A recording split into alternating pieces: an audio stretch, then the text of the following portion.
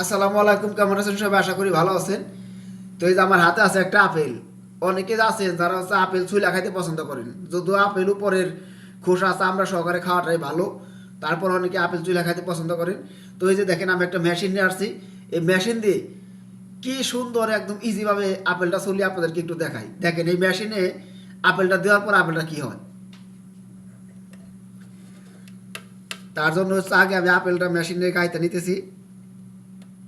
ওকে, দেখেন আপেলটাকে মেশিনে গাইতে নিলাম। এখন জাস্ট এটাকে হচ্ছে এই যে বাংলাদেশে যে যে ইয়ের কাজ করে, ওই কি বলে এইভাবে ঘোরায় ঘুরে ওই যে কামারে যে কাজ করে, কামারে যে দাও কাছি বানায়, ওই যে হাওয়া দিয়ে যে আগুন বা জ্বালায় কয়লার ভিতরে, তো ঠিক সেই রকম দেখেন আমি একটু ঘুরাইতেছি।